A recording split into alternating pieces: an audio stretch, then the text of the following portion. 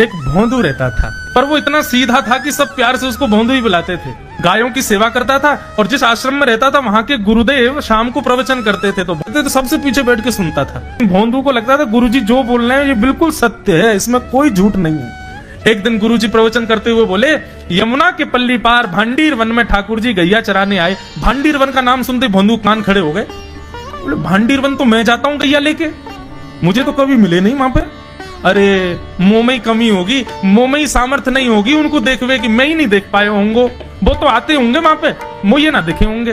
भोंदू ने पहली बार जिज्ञासा करी, गुरुदेव ठाकुर जी दिखते कैसे हैं? तो गुरुदेव भी हंस गया, अच्छा भोंदू पूछ रहा है, बैठ जाओ बताते हैं। मोर मुकुट पहनते हैं ठाकुर जी, और बोले 2 कान हैं लेकिन कुंडल एक ही पहनते हैं। ठाकुर जी ऐसे पुष्प तोड़ के कान के ऊपर लगा लेते हैं, दोनों कानों में एक ही कुंडल को फेर फेर के पहनते। ठाकुर जी पीली पीताम्बरी, ऐसी ठाकुर जी पीली पहनते, पीली पीताम्बरी। माला कैसी पहनते हैं? ठाकुर जी ऐसी पहनते हैं पूरी पैरों तक जाए। ये देखो गुरु जी कह रहे हैं तो निश्चित है भंडीर वन में आते हैं ठाकुर जी। भोंदू अपनी गैया लेकर के भांडीर वन पहुंच गया।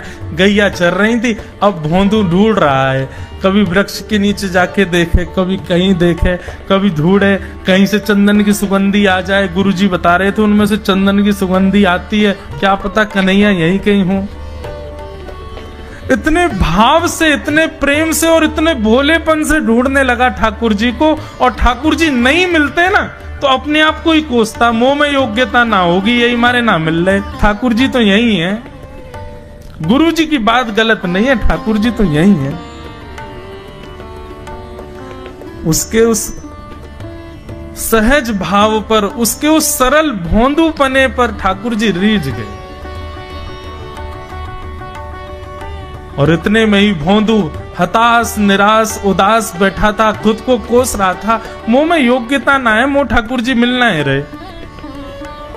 इतने में ही देखा सामने से असंख्य गायों का झुंड आ रहा है, और भोंदू ने जैसी उन गायों को देखा, ऐसी गाय कभी देखी नहीं, अलग गाय, सींग चमक रहे हैं, सींगों के ऊपर के भाग में सोने चांदी मड़े हुए हैं, ऐसी ऐसी सुंदर सुंदर तंदुरुस्त गैया।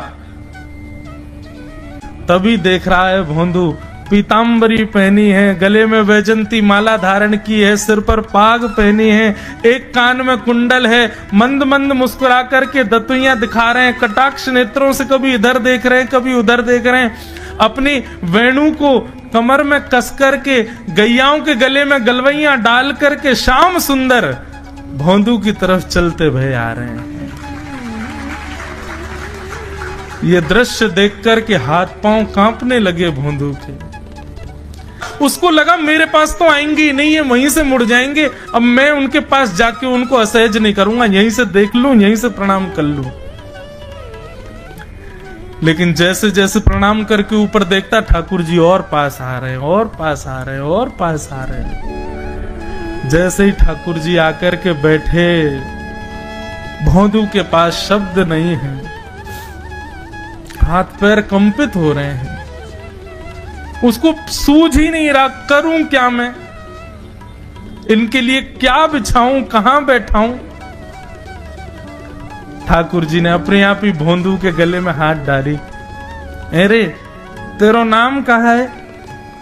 जैसे ही ठाकुर जी ने नाम पूछा, भोंदू अपना ही नाम भूल गया, बोले मुझे याद ही नहीं मेरा नाम क्या है, पर प्रेम से सब लोग मुझे भोंदू बुलाते हैं। अब तो भोंदू नाम सुनते ही ठाकुर जी ताली दे दे के हंसने लगे, तेरा नाम भोंदू है? बोले हाँ मेरा नाम भोंदू है। और ठाकुर जी आपको अच्छा लगा? बोले हाँ बहुत अच्छा लगा। आपको नाम कहा है? ठाकुर जी बोले तुम वो ना जाने? बोले जानू तो ना हूं, लेकिन गुरु जी ने जैसा रूप बताया वैसा ये आपको, तो आप कहीं नंद नंदन तो नहीं हो? ठाकुर जी बोले हाँ मैं नंद नंदन नहीं हूं, यशोदा जी को लाला, नंद जी को लाला। भोंदू बोलो जय हो भगवान, आज आपके दर्शन है गए। गुरु जी और सब बालकन को तो आप शायद रोज ही मिलते होंगे, लेकिन मैं ही अभागा मुंह को आप आज ही मिले हो। ठाकुर जी बोले अब चल बात मत बनावे, जल्दी कछु खवा, मुंह को भूख लग रही है। भोंदू एक कपड़े में रोटी बांध के उसमें मिर्च और गुड़ रख करके लेके गया। 2 रोटी थी। भोंदू ने जैसे खोली, एक रोटी ठाकुर जी के सामने धर दी, एक अपने पास रख ली। बोले मैं भी तो खाऊंगा।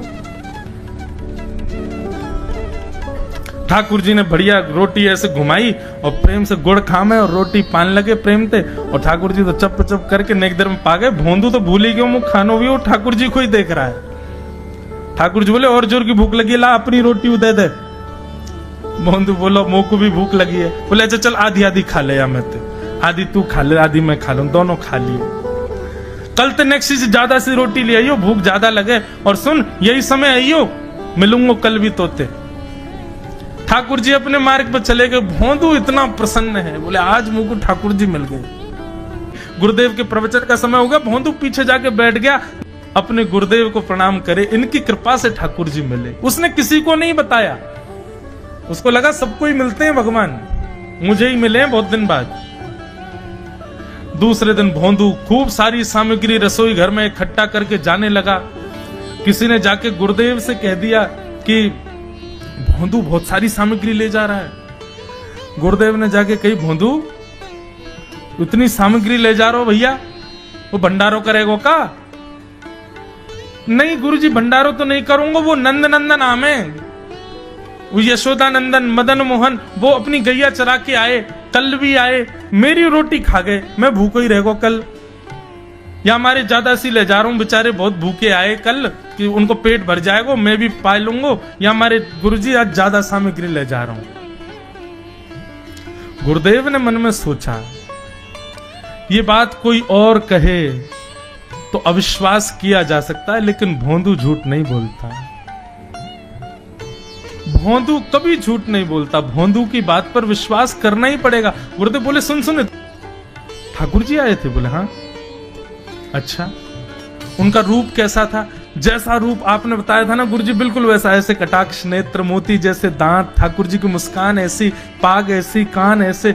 गुरुदेव के तो नेत्र बंद हो गए, वे सब अनुभव करने लगे।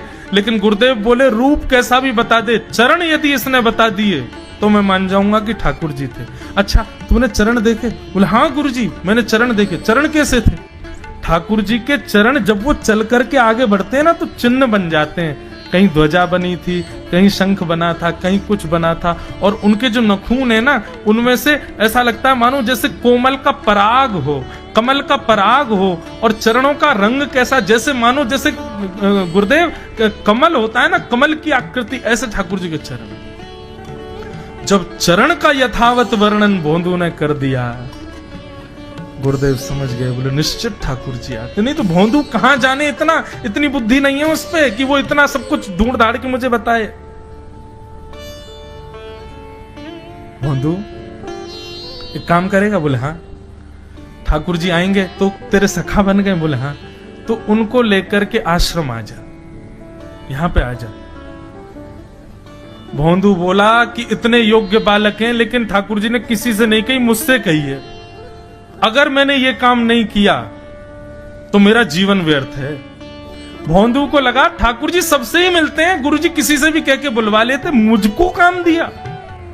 भोंदू ने तो उसको अपने हृदय में ले लिया, अब ये काम मुझे करना है। बोले गुरु जी मैं वचन दे के जा रहा हूं, ठाकुर जी को मैं लेके आऊंगा। जा बेटा।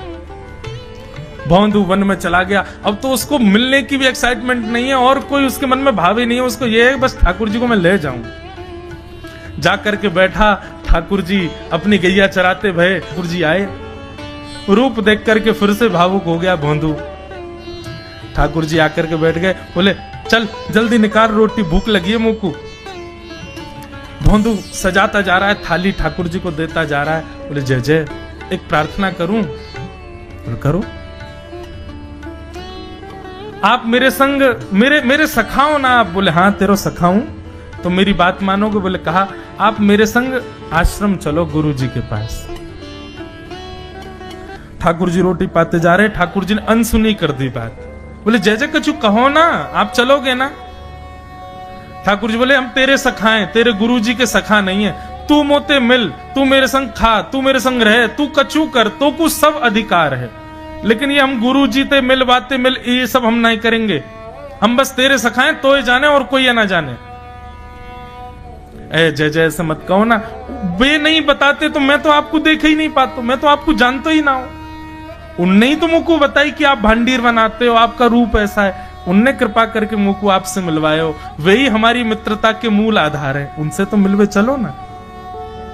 ठाकुर जी बोले देख ज्यादा जिद मत करे, हमने तो उसे एक बार कह दी हम नहीं जाएंगे नहीं जाएंगे नहीं जाएंगे।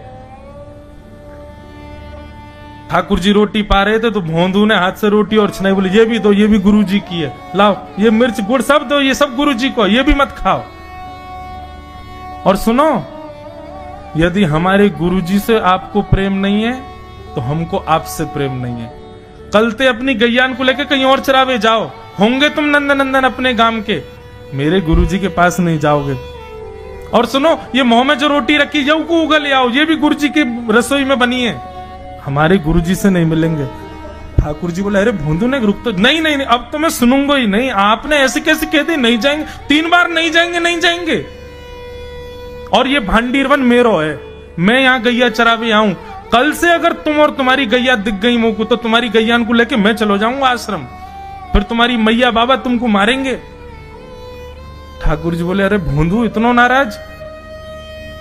बोले यदि मुझसे मित्रता रखनी है तो मुंह को वचन देना पड़ेगा कि आप आश्रम चलोगे, और अगर आपने फिर से नहीं कही तो मैं जा रहा हूं वापस, और कभी आपको मुख नहीं देखूंगा, अपना मुख नहीं दिखाऊंगा।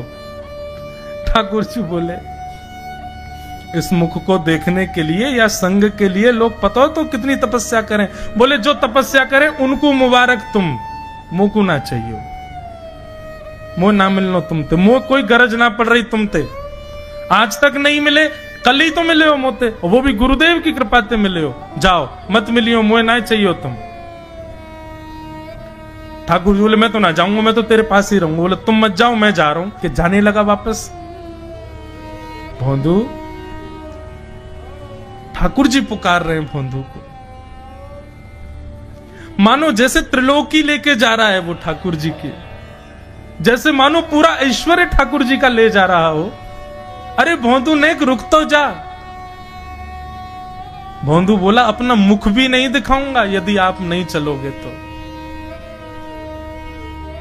भोंदू थोड़ी दूर गया, ठाकुर जी को लगी वापस आ जाएगा, थोड़ी और दूर गया, लगा अब आ जाएगा, लेकिन जब भोंदू दिखना बंद हो गया हमारे ठाकुर जी विचलित हो गए, दौड़े भोंदू की तरफ। ठाकुर जी दौड़ करके गए और जाकर के भोंदू के पित्ती पे चढ़ गए। बोले ले चल अपने गुरुदेव के पास, चलूंगा तू जहां कहेगो, लेकिन तो दूर नहीं जान दूंगा। और भोंदू ठाकुर जी को ऐसे ऊपर चढ़ा करके आश्रम जा रहा है। गुरुदेव आकर के खड़े हो गए और मन में बस विचार कर रहे थे, हाथ पांव कांप रहे थे। बोले ठाकुर जी आएंगे कि नहीं। इतने में ही भोंदू आया और तभी देखा भोंदू के पिद्दी पर ठाकुर जी टंगे भय आ रहे हैं। आज गुरुदेव ने जाकर के पहले भोंदू को प्रणाम किया, बोले जय हो, धन्य है। इतनी तपस्या की, इतना भजन किया, घर परिवार त्याग दिया, वैराग्य त्याग सब हमारे जीवन में, तब भी ठाकुर जी नहीं मिले। लेकिन वारे भोंदू, तेरी सरलता, तेरी सहजता, तेरा ये निर्मल भाव कि ठाकुर जी तेरे अधीन होके यहाँ आश्रम तक चले आए।